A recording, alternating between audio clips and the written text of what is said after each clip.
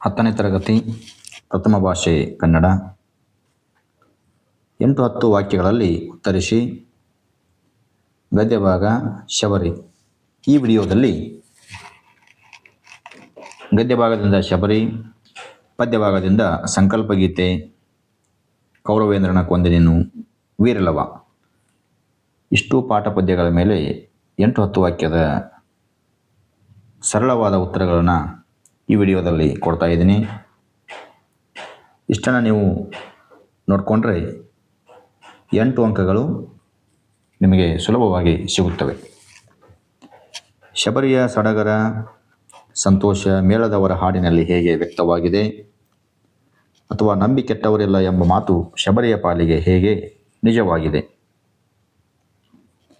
ಶಬರಿ ಮತಂಗ ಋಷಿಯ ಶಿಷ್ಯೆ. ನಿನ್ನ ಮೇಲೆ ಕರುಣೆ ತೋರಿ ರಾಮಲಕ್ಷ್ಮಣರು ಈ ಆಶ್ರಮಕ್ಕೆ ಬರುತ್ತಾರೆ ಎಂದು ಹೇಳಿದ್ದರು. ನಿನ್ನ ಇಷ್ಟಾರ್ಥ ನೆರವೇರುತ್ತದೆ ಎಂದು ಹೇಳಿದ್ದರು. ರಾಮನ ದರ್ಶನದಿಂದ ಒಳ್ಳೆಯದಾಗುತ್ತದೆ ಎಂದು ಹೇಳಿದ್ದರು. ಶಬರಿ ಮತಂಗಾಶ್ರಮದಲ್ಲಿ ದಿನಾಲೂ ರಾಮನಿಗಾಗಿ ಕಾಯುತ್ತಿದ್ದಳು. ರಾಮಲಕ್ಷ್ಮಣರು ಸೀತೆಯನ್ನು ಹುಡುಕುತ್ತಾ ಮತಂಗಾಶ್ರಮಕ್ಕೆ ಬಂದರು. ರಾಮಲಕ್ಷ್ಮಣರನ್ನು ಕಂಡು ಬೆರಗಾದಳು. ಬನ್ನಿರೆಂದು ಆಹ್ವಾನಿಸಿದಳು. ರಾಮನ ಬಳಿ ಹೋಗಿ ಮೈಯನ್ನು ಮುಟ್ಟಿ ಕೈ ಹಿಡಿದು ಕಣ್ಣಿಗೆ ಒತ್ತಿಕೊಂಡು ಕಣ್ಣೀರು ಸುರಿಸಿದಳು. ಅವನ ಕಾಲಿಗೆ ನಮಸ್ಕರಿಸಿದಳು. ವನಮಾಲೆಯನ್ನು ಕೊರಳಿಗೆ ಹಾಕಿದಳು.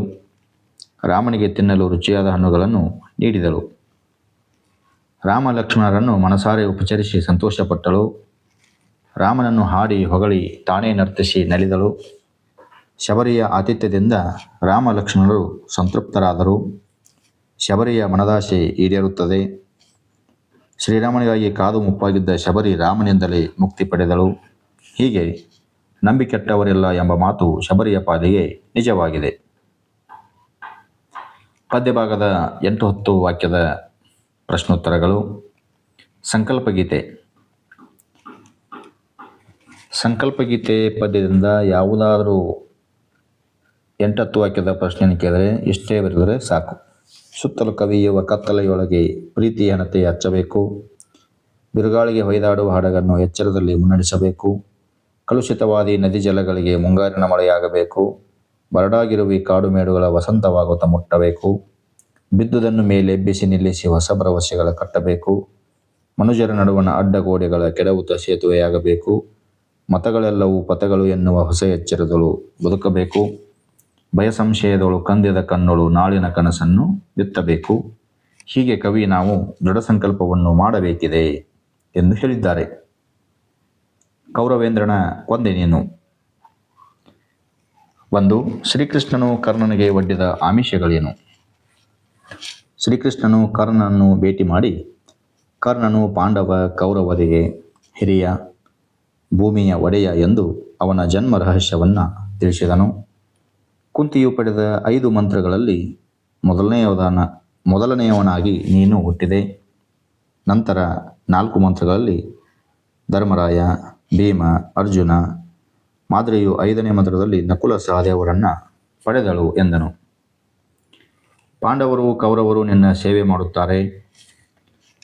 ಹಸ್ತಿನಾಪುರದ ರಾಜ್ಯದ ರಾಜನಾಗು ಎಂದು ಕೃಷ್ಣನು ಆಮಿಷಗಳನ್ನು ಒಡ್ಡಿದನು. ಕರ್ಣನು ಅದಕ್ಕೆ ಒಪ್ಪದೆ, ದುರ್ಯೋಧನನೇ ತನ್ನ ಬದುಕಿನ ಒಡೆಯ, ಅವನ ಅಭಿಮಾನವೇ ತನ್ನ ಅಭಿಮಾನ, ಅವನಿಗೆ ಏನು ಆಗುವುದೋ ತನಗೂ ಅದೇ ಆಗಲಿ, ಅವನಾದಂತೆ ಆಗುವೆನು, ಅವನಿಗೆ ಬೇಕೆನಿಸಿದಾಗ ಈ ಶರೀರವನ್ನು ತ್ಯಜಿಸುವೆನು ಎಂದನು. ನಾಳಿನ ಯುದ್ಧದಲ್ಲಿ ನನ್ನ ಶೌರ್ಯ ಪರಾಕ್ರಮವನ್ನು ತೋರಿಸುತ್ತೇನೆ. ಲೆಕ್ಕಕ್ಕೆ ಸಿಗದಷ್ಟು ವೀರ ಯೋಧರನ್ನು ಕೊಲ್ಲುತ್ತೇನೆ.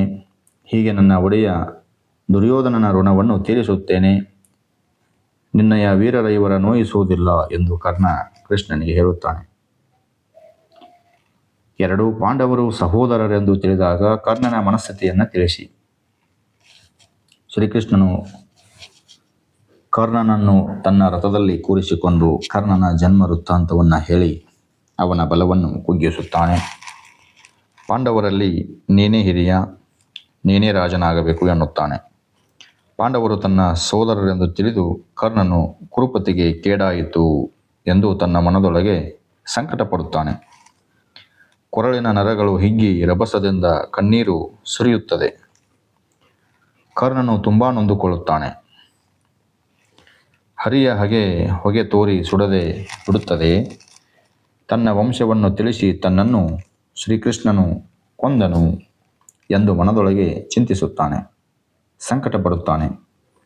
ಈ ಭೂಮಿಯ ರಾಜ್ಯದ ಸಿರಿ ಸಂಪತ್ತಿಗೆ ಈ ಕರ್ಣ ಸೋಲುವುದಿಲ್ಲ.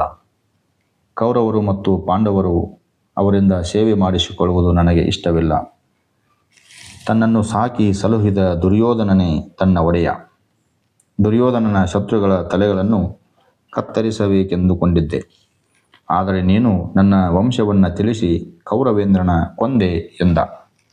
ಹೀಗೆ ತನ್ನ ಮನಸ್ಸಿನಲ್ಲಾದ ನೋವನ್ನು ಕೃಷ್ಣನ ಬಳಿ ಹೇಳಿಕೊಳ್ಳುತ್ತಾನೆ. ವೀರಲವ ಪದ್ಯದಿಂದ 8-10 ವಾಕ್ಯದ ಪ್ರಶ್ನೆ.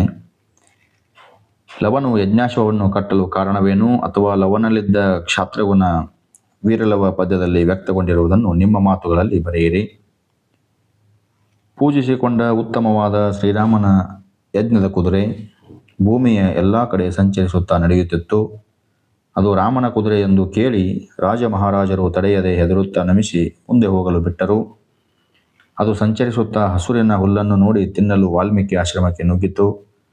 ತೋಟದ ಕಾವಲಿಗಿದ್ದ ಲವನು ಬಂದು ಅದರ ಹಣೆಯಲ್ಲಿ ಬರೆದಿದ್ದ ಲೇಖನವನ್ನು ಓದಿದನು. ಅದರಲ್ಲಿ ಈ ಭೂಮಿಯಲ್ಲಿ ರಾಮನು ಒಬ್ಬನೇ ವೀರನು, ಅವನನ್ನು ಎದುರಿಸುವ ಸಾಮರ್ಥ್ಯವಿದ್ದರೆ ಕುದುರೆಯನ್ನು ಕಟ್ಟಿಹಾಕಿ ಎಂದು ಬರೆದಿತ್ತು. ಲವನು ರಾಮನ ಗರ್ಭವನ್ನು ಮುರಿಯುತ್ತೇನೆ ಎಂದು ಕುದುರೆಯನ್ನು ಕಟ್ಟಿಹಾಕಿದನು. ಮುನಿಗಳ ಮಕ್ಕಳು ಕುದುರೆಯನ್ನು ಬಿಡಲು ಹೇಳಿದರು. ಮುನಿಗಳ ಮಕ್ಕಳು ಅಂಜಿದರೆ ಈ ಸೀತೆಯ ಮಗನಾದ ಲವನು ಹೆದರುವುದಿಲ್ಲ. ನೀವು ಹೋಗಿ ಎಂದು ಒಬ್ಬನೇ ಬಿಲ್ಲನೇರಿಸಿ ನಿಂತನು.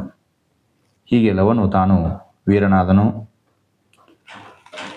ಬಾಲಕನಾದರೂ ಲವನ ಧೈರ್ಯ, ಸಾಹಸ ಗುಣ, ಕ್ಷತ್ರಿಯನ ಹೋರಾಟದ ಮನೋಭಾವ, ಲವನ ನಡವಳಿಕೆ ಮೆಚ್ಚುಗೆಯಾಯಿತು.